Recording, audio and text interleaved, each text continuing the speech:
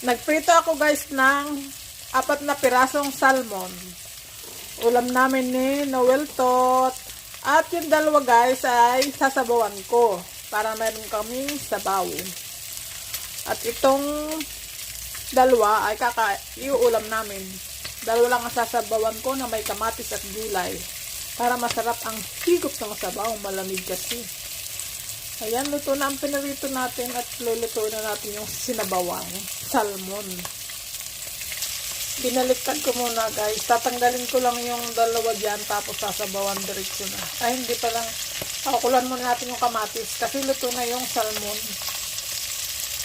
Aahon muna natin yan bago tayo magpakulo ng sabaw. Sarap yan guys. Ang ginamit kong pamprito ay butter. Nagprito ako guys ng 4 na pirasong salmon. Ulam namin